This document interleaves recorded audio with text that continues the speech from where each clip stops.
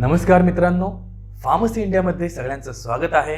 माझं नाव विजय आणि आज आपण डिस्कस करणार आहोत जीपॅट एक्झाम बद्दल. तर चला सुरू करूयात.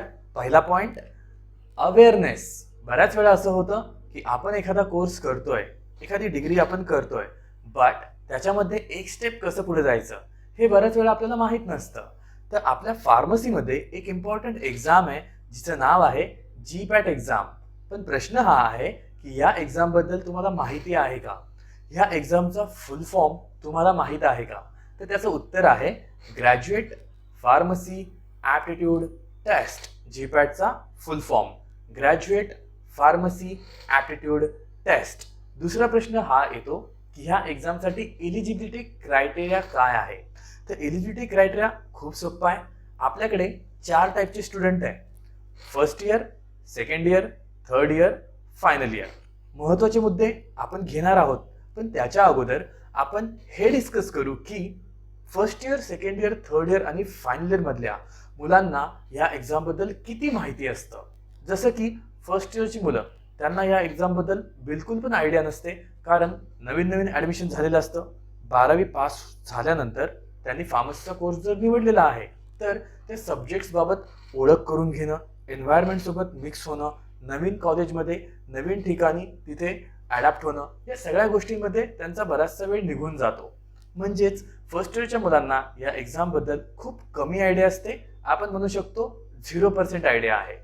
सेकंड इयरच्या मुलांना 10 ते 20% आयडिया असते की हा जीपॅट नावाची काहीतरी एक एक्झाम आहे जी आपल्याला फार्मसीमध्ये द्यायची आहे.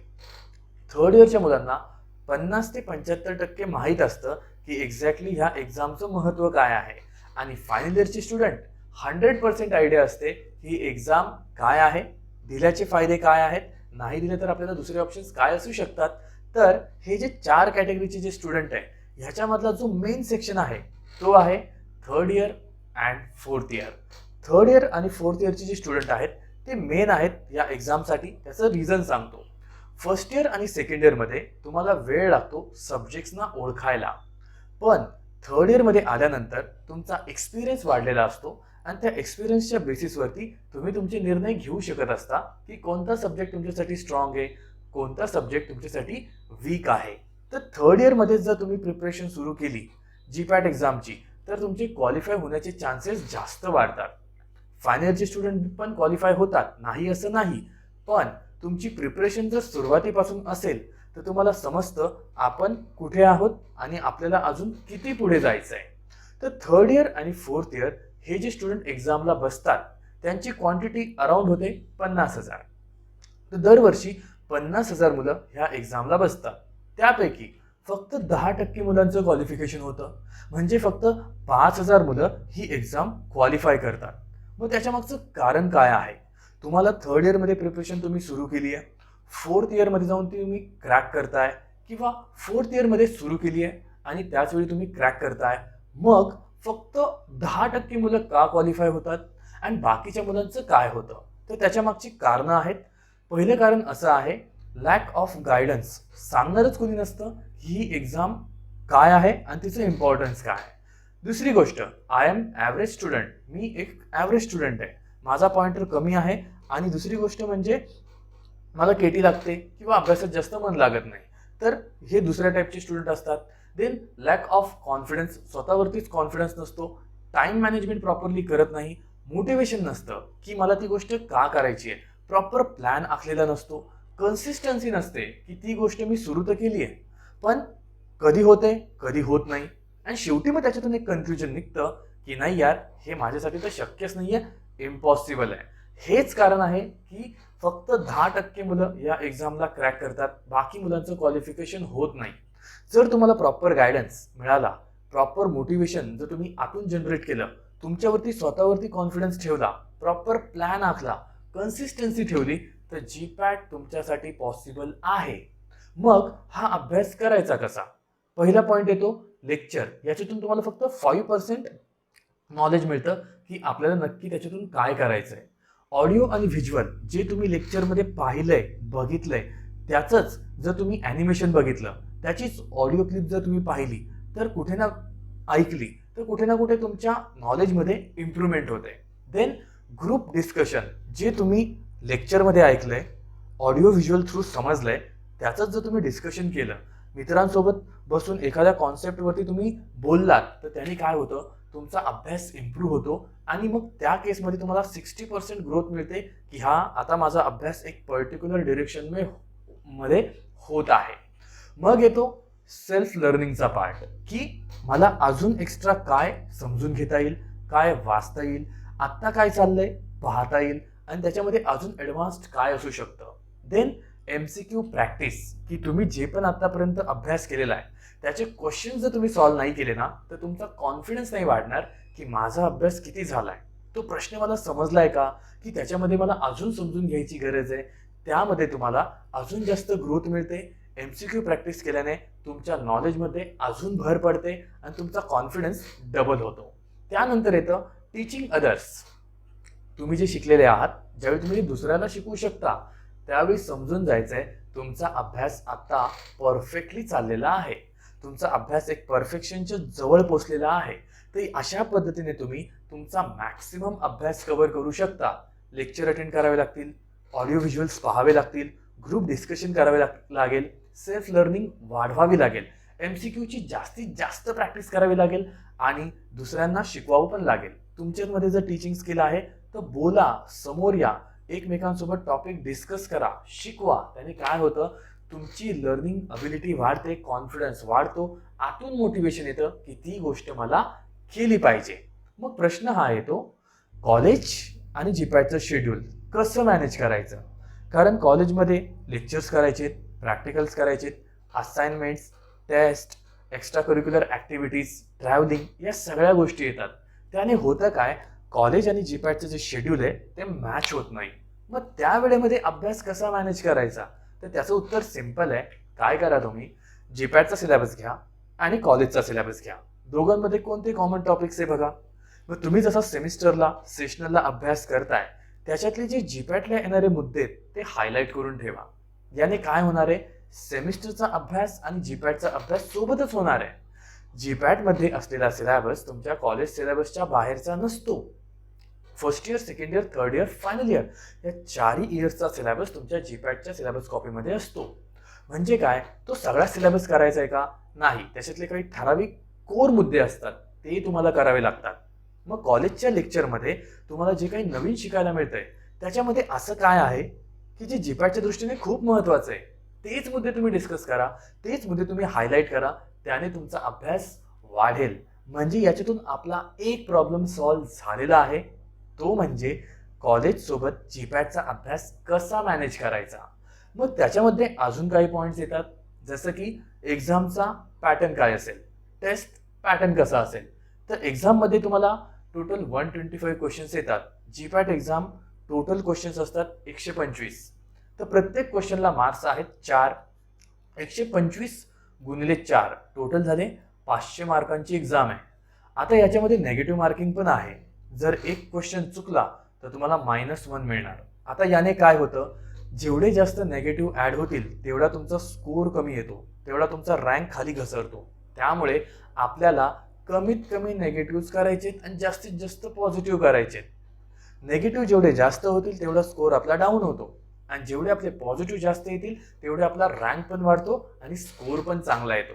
त्यामुळे या एक्झाममध्ये कमीत कमी नेगेटिव्ह जर आणायचे असतील तर अभ्यास तुमचा परफेक्टच पाहिजे, एवढा परफेक्ट पाहिजे की चुकण्याचे चान्सेस खूप कमी असतील, जेणेकरून तुमचा स्कोर इम्प्रूव्ह होईल.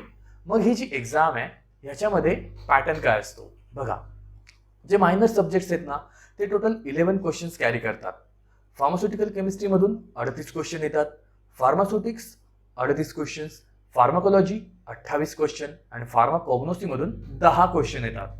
कॉन्ट्रीब्युशन वाईज केमिस्ट्री 30% कॉन्ट्रीब्यूट करते, सुटिक्स 30%, फार्माकोलॉजी 22% आणि फार्माकोग्नोसी 8% आणि बाकीचे जे मायनर सब्जेक्ट्स आहे त्याच्यामधून तुम्हाला 10% कॉन्ट्रीब्युशन मिळतं. तर अशा पद्धतीने total 125 question national testing agency paper pattern प्रमाणे जीपॅट एक्झाममध्ये येतात. तर हे जे 125 क्वेश्चन आहेत ते तुम्ही सॉल्व्ह केले, एक्झामला क्रॅक केलं, मग त्याचे तुम्हाला फायदे काय आहेत, त्याचा फायदा काय होणार आहे. पहिला फायदा हा होणार आहे की तुम्ही एम-फार्म मध्ये जे तुमचं ऍडमिशन करणार आहात त्याच्यासाठी जो स्टायफंड मिळणार आहे, गव्हर्नमेंटकडून तुम्हाला जी ग्रांट मिळणार आहे ती तुम्हाला मिळते. जसं की तुम्हाला पर मंथ 12,400 रुपये मिळतात आणि किती पिरियडसाठी, तर 2 वर्षांसाठी. म्हणजे तुम्ही बी-फार्म नंतर एम-फार्म फर्स्ट इयरला ऍडमिशन घेतलं तर एम-फार्मचा 2 वर्षांचा कोर्स आहे आणि तुम्ही जीपॅट एक्झाम क्रॅक केली तर तुम्हाला प्रत्येक महिन्याला 12,400 रुपये तुमच्या अकाउंटला जमा होणार. दुसरी गोष्ट, तुम्ही जे हायर इन्स्टिट्यूट्स आहेत जसे की नायपर, बिट्स, BHU, जामिया हमदर्द, डिप्सार यांच्यामध्ये जर तुम्हाला ऍडमिशन घ्यायचंय तर त्यामध्ये तुम्हाला जीपॅट एक्झामची मदत होते. या एक्झामची जी व्हॅलिडिटी आहे ती अराउंड 3 वर्षांची आहे. म्हणजे तुम्ही 3 वर्षांमध्ये या जीपॅट स्कोरला यूज करू शकता तुमच्या ऍडमिशनसाठी. एक्झम्पशन फॉर PhD एंट्रान्स टेस्ट म्हणजेच काय, कसं होतं, मास्टर केल्यानंतर काही स्टुडंट PhD ला जातात. मग PhD ला जाण्यासाठी वेगळी एंट्रान्स द्यावी लागते. पण तुम्ही जर जीपॅट एक्झाम क्रॅक केलेली आहे तर तुम्हाला वेगळी एंट्रान्स द्यायची गरज पडत नाही. हा एक महत्त्वाचा मुद्दा आहे. त्यामुळे हे काही इम्पॉर्टंट बेनिफिट्स आहेत जीपॅट एक्झामचे जे तुम्ही लक्षात घ्यायचे. आता बोलूयात कट ऑफ बद्दल. तर तुम्ही जर कट ऑफ बघितला, जनरलचा डिस्कस करूयात. 2013 मध्ये होता 145, 2014 125, 2015 125, 16ला थोडासा तो घसरला खाली 115, 2017 113, 2018 137 कट ऑफ वाढला, 2019 141, 2020 163 आणि 2021 186 आणि 2022चा तुम्हाला माहितीच आहे विच इज अराउंड 148. म्हणजेच काय झालंय, काही वर्षांपासून कट ऑफ एकदम वाढत होता. याच वर्षी तो थोडासा ड्रॉपडाऊन झालेला आहे. तर तुम्हाला तुमची प्रिपरेशन कोणत्या लेवलनी करायची आहे ह्या कट ऑफवरूनच समजून घ्यायचं आहे. आपण मानूयात की आपल्याला 150 प्लस स्कोर करायचाच आहे जर आत्ताच्या कट ऑफनुसार जर पाहिलं तर माझं असं सजेशन राहील, तुम्ही जर 200ला क्रॉस केलं ना तुमचं क्वालिफिकेशन झालंय. तुम्ही जीपॅटमध्ये 200 प्लस स्कोर आणला म्हणजे तुमचं क्वालिफिकेशन बाय डिफॉल्ट झालंय. त्यामुळं कट ऑफचा जर ट्रेंड तुम्ही बघितला आत्तापर्यंतचा तो वाढत गेलेला आहे. पण यावर्षी तो थोडासा डाऊन झालाय. पण आपण डाऊनकडे नाही बघायचं, आपण टॉप लेवलकडेच बघायचंय. हायेस्ट कट ऑफ आत्तापर्यंतच्या जीपॅट एक्झामचा होता 186. तर तुम्ही प्रिपरेशन करायची आहे 200 साठी. जर तुम्ही 200 साठी प्रिपरेशन केली तर तुमचं क्वालिफिकेशन बाय डिफॉल्ट झालेलं आहे असं समजूनच चाला. 200 प्लस स्कोर आला म्हणजे तुम्ही जीपॅट मध्ये क्वालिफाईड आहात. आता आपण काही महत्त्वाचे मुद्दे डिस्कस करूयात. Expected dates for the GPAT exam. बघा, जीपॅटचे ऍप्लिकेशन फॉर्म जनरली नोव्हेंबरमध्ये निघायचे आधी. कोविडपासून ते थोड्याशा डेट्स पुढे मागे झालेल्या आहेत. फी पेमेंट आणि डॉक्युमेंट अपलोड करण्यासाठी आपल्याला टाइम मिळतो डिसेंबरपर्यंत. ऍडमिट कार्ड आपल्याला जानेवारीच्या पहिल्या वीकमध्ये मिळून जातं आणि जी एक्झाम आहे ती आपली जानेवारीच्या लास्ट वीकमध्ये असते आणि रिझल्ट अनाऊन्स होतो फेब्रुवारीमध्ये. लास्ट इयर थोडासा शेड्यूल एक्सटेंड झालेलं, म्हणजे एक्झाम मार्चमध्ये गेलेली, बरोबर, मार्चमध्ये एक्झाम झालेली. पण यावर्षी असं होईलच असं नाहीये. ज्यावेळी NTA ऑफिशियली अनाऊन्स करेल त्यांच्या वेबसाईटवरती त्यावेळी त्या डेट्सना आपल्याला फॉलो करावंच लागेल. तर आपण पकडून चालूयात, बघूयात की येणाऱ्या नोटिफिकेशन्समध्ये ऍप्लिकेशन आणि एक्झामची डेट कशा पद्धतीने डिस्प्ले होतीये.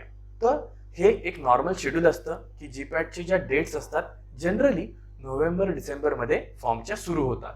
तर तुम्हाला नोव्हेंबर डिसेंबरमध्ये NTA ची जी ऑफिशियल वेबसाईट आहे तिच्यावरती लक्ष ठेवायचं आहे की कधी जीपॅटचे फॉर्म निघणार आहेत आणि लास्ट डेट काय आहे. लास्ट डेट पर्यंत थांबायचं नाही. डॉक्युमेंट्स वेळेवरती करेक्ट करायचे. ठीक आहे, चला हाऊ टू स्टार्ट. आता हा महत्वाचा प्रश्न आहे की सुरुवात कशी करायची. पहिली गोष्ट, तुम्ही सिलेबसला रेफर करा, पहा सिलेबसमध्ये कोणकोणत्या गोष्टी आहेत. दुसरी स्टेप, बुक्स, कोणत्या टाईपची बुक्सना रेफर करायचंय. पहिली गोष्ट, फंडामेंटल आणि बेसिक कॉन्सेप्टना कव्हर करणारी पुस्तकं. पहिली ती पुस्तकं तुम्ही रेफर करा ज्याच्यामध्ये बेसिक आणि फंडामेंटल कॉन्सेप्ट्सना एक्सप्लेन केलं गेलेलं आहे, जे समजायला खूप सोपी आहेत, क्रिटिकल नाही आहेत. त्यानंतर जीपॅटच्या अकॉर्डिंगली बनवली गेलेली पुस्तकं ज्याच्यामध्ये तुम्हाला ना one liners, mnemonics, short tricks, classification, direct gunshot points मिळतील. मग अशी पण पुस्तकं तुम्ही रेफर करू शकता. प्रिव्हियस इयरचे क्वेश्चन पेपर तुम्हाला पाहावे लागतील जेणेकरून तुम्हाला आयडिया येईल अभ्यास कशा पद्धतीने केला पाहिजे, कोणत्या सब्जेक्टचा किती डेप्थ मध्ये केला पाहिजे, कशा पद्धतीचे क्वेश्चन या आधी विचारले गेलेत. Keep contact with some expert. Yes, तुम्ही अभ्यास तर करत आहात, पण तुमचा अभ्यास एक पर्टिक्युलर डिरेक्शन मध्ये बरोबर चाललाय की चुकीच्या डिरेक्शनने चाललाय हे तुम्हाला सांगणारं कोणतरी असायला हवं पाहिजे. म्हणजेच काय, तुमच्याकडे एक्सपर्ट ॲडवाइस असायला हवी. तर जे कोणी या फील्डमध्ये एक्सपर्ट आहेत त्यांच्याशी बोला, डिस्कस करा. ज्यांनी जीपॅटची एक्झाम दिलेली आहे, जे एक्सपिरियन्स्ड आहेत त्यांचा अनुभव ऐका. आणि त्यानंतर जर तुम्हाला वाटलंच की एखादी कोचिंग इन्स्टिट्यूट आपण जॉईन केली पाहिजे, तोही तुमच्यासाठी ऑप्शन अवेलेबल आहे. याच्यातून होतंय काय, आपल्याला समजतं की आपल्याला जायचंय कुठं आणि जायचंय कसं, त्याच्यासाठी किती मेहनत घ्यावी लागणार आहे. तर सुरुवात करते वेळी काही बेसिक चॅप्टरना आपण सुरू करू शकतो. जसं की फार्माकोलॉजीचे क्लासिफिकेशन वाचू शकतो, फार्माकोग्नोसीच्या फॅमिलीजना रीड करू शकतो, प्लांट्स बद्दल बेसिक इन्फॉर्मेशन रीड करू शकतो, बेसिक केमिस्ट्रीचं रीडिंग केलं तरी चालेल. पण पुस्तकं रेफर करते वेळी एक पुस्तक स्टँडर्ड ठेवा आणि बाकीची जी पुस्तकं तुम्ही रेफर करताय त्याच्यातले मुद्दे त्या पुस्तकामध्ये ऍड करत जा. तेही तुम्ही करू शकता. प्लस तुम्ही तुमचे स्वतःचे नोट्स रेफर करा, दुसऱ्याचे रेडीमेड नोट्स रेफर करू नका. त्याचा नुकसान हे होतं, त्यांनी ज्या मिस्टेक्स केल्यात त्याच मिस्टेक्स तुमच्याकडून रिपीट होणार आहे. त्याऐवजी तुमचा अभ्यास फ्रेशली स्टार्ट करा, ते तुमच्या जास्त फायद्याचं राहील. चार्ट्स बनवा, टेबल्स बनवा, न्यूमोनिक्स बनवा, शॉर्ट ट्रिक्स बनवा. आपल्या मेमरीचा पूर्ण वापर करा आणि revision revision revision. Without revision तुम्ही कोणतीही गोष्ट परफेक्शननी करू शकत नाही. रिव्हिजन केल्याने काय होते, आपल्या चुका आपल्याला समजतात आणि त्या चुकांवरती काम कसे करायचंय, आपला वीक सेक्शन कोणता आहे, आपला स्ट्रॉंग सेक्शन कोणता आहे हे समजतं. म्हणजेच काय, रिव्हिजन आपल्या सक्सेस मधली एक इम्पॉर्टंट की आहे. रिव्हिजन सोडली तर अभ्यास आपला कितीही जरी चांगला झाला असला, वाटलं आपल्याला कंप्लीट केलाय, तो कधीच कंप्लीट नसतो. म्हणजेच काय, रिव्हिजन आपल्याला करायची. तर ह्या स्लाइड्स मधले महत्वाचे मुद्दे, पहिला सिलेबस बघा, त्यानंतर ती पुस्तकं वाचा ज्याच्यामध्ये तुमचे फंडामेंटल आणि बेसिक्स क्लिअर करून दिलेले आहेत.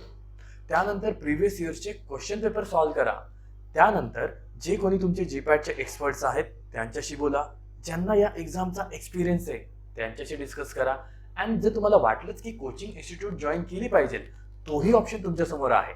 And the last and the best, स्वतःच्या नोट्स स्वतः बनवा. दुसऱ्यांच्या नोट्स डायरेक्टली रेफर करू नका, त्याने तुमचं नुकसान होऊ शकतं. नेक्स्ट मुद्दा आहे आपला व्हॉट टू रेफर. जसं की मेजर आणि मायनर सब्जेक्ट्स कोणते आहेत. मेजरमध्ये येतात pharmaceutics, pharmacology, pharmaceutical chemistry, analysis and pharmacognosy.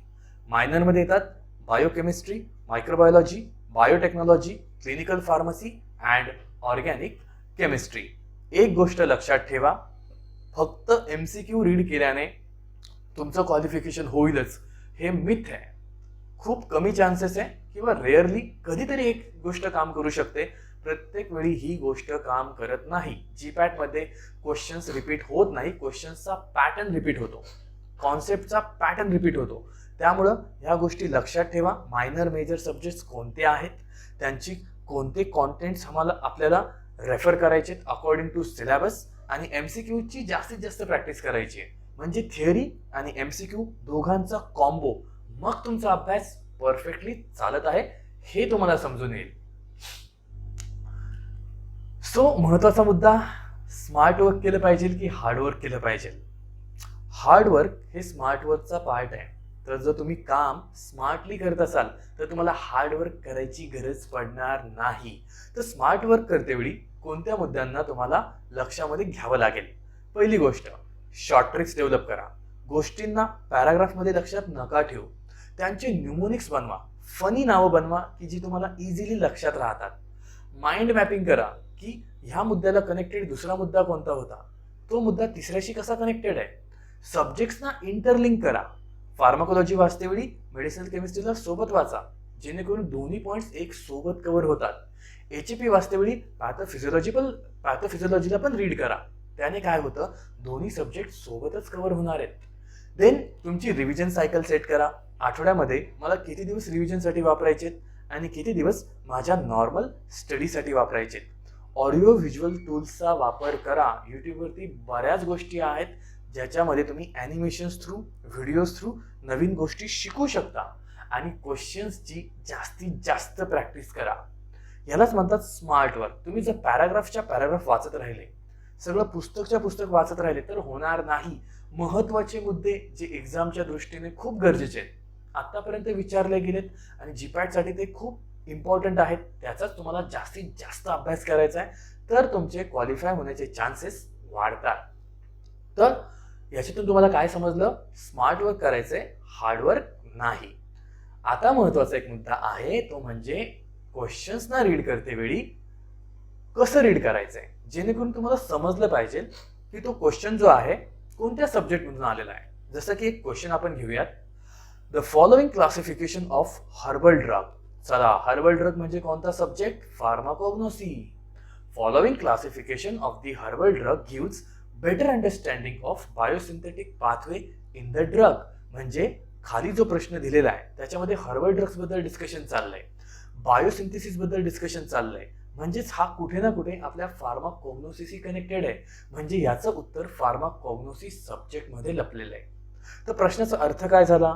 Following classification of the herbal drugs gives better understanding of biosynthetic pathway. खाली दिलेल्या पर्टिक्युलर टर्मिनॉलॉजी पैकी कोणती टर्मिनॉलॉजी आहे की जी बायोसिंथेटिक पाथवे बद्दल जास्त एक्सप्लेन करते? तर त्याचं उत्तर आहे कीमोटॅक्सॉनॉमिकल. अशा पद्धतीने तुम्ही क्वेश्चन जोपर्यंत समजत नाही तोपर्यंत तुम्हाला ऑप्शन्समध्ये एलिमिनेशन करणं थोडंसं डिफिकल्ट होईल. तो क्वेश्चन कोणत्या सब्जेक्ट मधला आहे हे तुम्हाला आधी समजून घ्यावं लागेल. जसं की हा प्रश्न होता फार्माकोग्नोसीचा. याच्यानंतर अजून एक प्रश्न आहे फार्माकोलॉजीचा, जसं की which one of the following is a competitive antagonist at benzodiazepine site of the GABA receptor. याचा अर्थ काय? गाबा रिसेप्टर, आणि रिसेप्टर म्हणजे फार्मॅकोलॉजी, अँटागोनिस्ट अगोनिस्ट म्हणजे फार्मॅकोलॉजी, ड्रग्सचं नाव म्हणजे फार्मॅकोलॉजी. म्हणजे हा जो प्रश्न आहे फार्मॅकोलॉजीच्या सेक्शन मधून आलाय. आणि काय विचारले त्यांनी? बेन्झोडायझेपिनला अँटागोनाइज करणारा, गाबा रिसेप्टरला बाइंड होणारा ड्रग कोणता आहे? त्याच्यामध्ये काही ऑप्शन्स आहेत आणि ह्या प्रश्नाचं बरोबर उत्तर आहे flumazenil, which is the antagonist of the benzodiazepine. तो हा कॉम्पिटिटिव्हली अँटागोनाइज करतो. तर प्रश्नाचा अर्थ पण आपल्याला समजून घ्यायचा आहे आणि तो प्रश्न कोणत्या सब्जेक्ट मधून आलेला आहे हे पण आपल्याला समजून घ्यायचं आहे. अजून एक प्रश्न आहे तिसरा, तो आहे फार्मास्युटिक्स सेक्शन मधून, जसं की which of the following is a acidic preservative. ह्याच्यामधला कोणता इन्ग्रेडियंट ऍसिडिक प्रिझर्वेटिव्ह आहे? मग प्रिझर्वेटिव्ह कुठे यूज होतात? हे तर फार्मास्युटिक्सशी रिलेटेड आहे ना. तर तुम्हाला विचारला जाणारा प्रश्न कोणत्या सब्जेक्ट मधला आहे हे सुद्धा समजणं जास्त गरजेचं आहे, तर तुम्ही त्याचं उत्तर फाइंड करू शकता. म्हणजेच काय, अभ्यास करतेवेळी क्वेश्चन सिक्वेन्समध्ये येतील की रँडमाइज येतील याची भीतीच संपेल ज्यावेळी तुम्हाला क्वेश्चनचा फॉर्मॅट समजेल, क्वेश्चन समजेल की एक्झॅक्टली ह्याचा बॅकग्राऊंड काय. त्यामुळे क्वेश्चन वाचतेवेळी क्वेश्चन व्यवस्थित वाचायचा आहे, समजून घ्यायचे आणि मगच ऑप्शन्समध्ये त्याच्या एलिमिनेशनसाठी मेहनत करायची आहे. तर हे होते काही प्रश्न कसे वाचायचे याचे इम्पॉर्टंट पॉइंट्स. आता पाहूयात पुस्तकं की फार्माकोलॉजी अँड मेडिसिनल केमिस्ट्री. हे जर तुम्हाला वाचायचं असेल तर तुम्ही रेफर करू शकता K D. Tripathi, Rang and Dale and medicinal केमिस्ट्रीसाठी बेस्ट बुक आहे आपलं organic medicinal and pharmaceutical chemistry, Wilson and Gisvold. तर कोलॉजीसाठी आहे K D. Tripathi and Rang and Dale, medicinal केमिस्ट्रीसाठी आहे विल्सन अँड गिसवॉल्ड. तर या पुस्तकांमध्ये इम्पॉर्टंट चॅप्टर कोणते आहेत जे जीपॅटसाठी खूप गरजेचे आहेत? पहिला आहे general pharmacology, then PNS, autacoids, cardiovascular pharmacology, antimicrobial drugs, ANS, CNS, endocrine pharmacology and gastro intestinal pharmacology. याच्यामधून कोणकोणते प्रश्न विचारले जाऊ शकतात? क्लासिफिकेशन विचारलं जाऊ शकतं, काही स्पेसिफिक स्ट्रक्चर अँड नॉमेनक्लेचर विचारले जातात, ACR, stereo isomer, mode of action, their metabolism, adverse effects, ते पण major nausea, vomiting, dizziness, drowsiness विचारत नाहीत. सिंथेसिस, काही इम्पॉर्टंट ड्रग्सचे सिंथेसिस पण विचारले जातात, नेम रिॲक्शन्स विचारले जातात आणि मेजर कॅटलिस्ट कोणता आहे. तर हे काही महत्त्वाचे मुद्दे आहेत फार्मॅकोलॉजी अँड मेडिसिनल केमिस्ट्रीमधले. त्याच्यासाठी 3 पुस्तकं आहेत, के.डी. त्रिपाठी, रँगेंडेल, विल्सन अँड गिसवॉल्ड ही पुस्तकं जर तुम्ही वाचलीत तर तुमची pharmacology and medicinal chemistry almost cover up होते. त्यानंतर आहे फार्मास्युटिक्स. यासाठी आपल्याला वापरायचं आहे लॅकमन आणि दुसरं पुस्तक आहे रेमिंग्टन. इम्पॉर्टंट चॅप्टर्समध्ये येतात जसं की physical pharmaceutics, pharmaceutical engineering, pharmaceutical technology, dispensing pharmacy, biopharmaceutics, cosmetic technology आणि फार्मास्युटिकल ज्युरिस्प्रुडन्स. तर याच्यामध्ये इम्पॉर्टंट काय असू शकतं, जसं की remember all charts and tables given in Lachman. लॅकमनमध्ये जेवढे पण चार्ट्स आहेत, टेबल्स आहेत, तुम्हाला रीड करावे लागतील. For emulsion, suspension, tablets, capsules, aerosols, parenterals, sterilization आणि फार्मास्युटिकल कॅल्क्युलेशन. सुटिक्समध्ये जे इम्पॉर्टंट डोसेज फॉर्म आहेत ना, त्याच्यामध्ये काही जसे की इमल्शन आहे, सोल्युशन आहे, सस्पेन्शन आहे, टॅबलेट्स, कॅप्सूल, एरोसोल्स आहेत, पॅरेंट्रल्स आहेत, स्टरिलायझेशनच्या टेक्निक्स आहेत आणि काही फार्मास्युटिकल कॅल्क्युलेशन्स आहेत ज्याच्यावरती तुम्हाला काम करावं लागेल. तर फार्मास्युटिक्समध्ये तुमच्यासाठी 2 बेस्ट पुस्तकं आहेत. एक आहे लॅकमन, दुसरं आहे रेमिंग्टन. आणि त्याच्या रिलेटेड जे सब्जेक्ट्स आहेत ते आपल्याला वाचावे लागतील. ते एक्झामसाठी खूप इम्पॉर्टंट आहे. त्यानंतर आहे फार्माकॉग्नोसी. इम्पॉर्टंट बुक्स आहेत Trease and Evans, Kokate and Rangari. आता याच्यामध्ये काय काय वाचायचं आहे? General pharmacognosy, alkaloids, glycosides, terpenoids, carbohydrates, resins and tannins. हे काही फार्माकॉग्नोसीचे व्हेरी इम्पॉर्टंट सेक्शन्स आहेत ज्याच्यातून 10 प्रश्न विचारले जातात. तर जनरल फार्माकॉग्नोसी जी आहे ती कशातून वाचायची? ती तुम्ही कोकाटेमधून वाचता, as well as all biosynthetic pathway, plant tissue culture, chemical test and microscopy तुम्ही वाचू शकता. Then start with the alkaloid, glycosides, volatile oils, resins, tannins. म्हणजे तुम्हाला फार्माकॉग्नोसी जर सुरू करायची आहे तर ती सुरू कशी करणार? पहिलं तर तुम्ही अल्कलॉइड्स वाचा, then glycosides, volatile oils, resins and tannins आणि यांचे चार्ट्स बनवा. जसं की बायोलॉजिकल सोर्स काय आहे, कॉमन नेम काय आहे, फॅमिली काय आहे, मायक्रोस्कोपिक फीचर्स कोणते आहेत आणि केमिकल टेस्ट कोणते आहेत आणि शेवटी त्याचे युजेस कोणते आहेत. या टेबलमध्ये तुम्हाला ओव्हरऑल आयडिया मिळते की कोणत्या ड्रग्सचं कंपॅरिझन कोणत्या ड्रग्सशी केलं गेलेलं आहे. जसं की Solanaceae family containing drug, Liliaceae family containing drug, Rubiaceae family containing drug. तर तुम्हाला एक कंपाइल्ड लिस्ट मिळते ज्याने तुम्हाला आयडिया येते की एक्झॅक्टली ह्या सब्जेक्टमध्ये आपल्याला काय वाचायचं आहे. तर जनरल फार्माकॉग्नोसी कोकाटेमधून वाचायची आहे, त्याच्यासोबत बायोसिंथेसिस पाथवे वाचायचे आहेत, केमिकल टेस्ट, मायक्रोस्कोपी वाचायची आहे, प्लांट टिश्यू कल्चर रीड करायचं आहे आणि त्यानंतर बाकीचे जे काही चॅप्टर्स आहेत ते सिक्वेन्शियली वाचायचे आहेत. त्यांचे टेबल्स, चार्ट्स बनवायचे आहेत जेणेकरून तुम्हाला आयडिया येते की हा सेक्शन आपल्याला कव्हरअप झालेला आहे आणि हे काही पॉईंट्स आहेत की जे खूप कॉमन आहेत या पर्टिक्युलर ड्रग्समधले. तर फार्माकॉग्नोसीसाठी तुम्हाला रेफर करायचं आहे ट्रीज अँड इव्हान्स, कोकाटे आणि रंगारी. मग येतो फार्मास्युटिकल ॲनालिसिस. यामध्ये जे इम्पॉर्टंट पुस्तकं आहेत ती आहे Pavia, wire Sharma and Chatwal. तर इम्पॉर्टंट सेक्शन्स कोणते आहेत जे फार्मास्युटिकल ॲनालिसिसमध्ये इम्पॉर्टंट आहेत? जसे की spectroscopy, chromatography, analytical assays, thermal analysis and electrochemical method. याच्यामध्ये पण जे कोर सेक्शन्स आहेत ते आहेत UV visible Woodward Fischer rule, त्याचे प्रॉब्लेम्स, NMR मास स्पेक्ट्रोस्कोपी, त्याचे problems, IR ranges, X ray diffraction, ESR, chromatography methods, असे charts and prepare the charts and the principal source and the sample holder and the detectors and the units in spectroscopy. जेव्हा पण तुम्ही analysis read करत आहात, वाचत आहात, त्यावेळी तुम्हाला फोकस करायचं आहे स्पेक्ट्रोस्कोपिक टेक्निक्सवरती, क्रोमॅटोग्राफीवरती प्लस टायट्रेशन्स. हे 3 महत्त्वाचे मुद्दे आहेत जे ॲनालिसिसमध्ये खूप इम्पॉर्टंट रोल प्ले करतात. तुम्हाला रेंजेस वाचावे लागतील, प्रॉब्लेम सॉल्व करावे लागतील आणि इक्विपमेंटचे लाईट सोर्सेस, त्याचं इन्स्ट्रुमेंटेशन, त्याचे डिटेक्टर्स, हे सगळे पार्ट्स वाचायचे आहेत जेणेकरून एक्झाममध्ये येणारा फार्मास्युटिकल ॲनालिसिसचा एकही क्वेश्चन मिस होणार नाही. तर कोर क्वेश्चन आहेत स्पेक्ट्रोस्कोपी, क्रोमॅटोग्राफी आणि टायट्रेशन्समधून. ते तुम्ही प्रिव्हियस इयरचे पण रेफर करू शकता. त्याच्यामध्ये तुम्हाला ऑलमोस्ट आयडिया येईल की एक्झॅक्टली ॲनालिसिसमध्ये आपल्याला काय रीड करायचं आहे. त्यानंतर आहे बायोकेमिस्ट्री.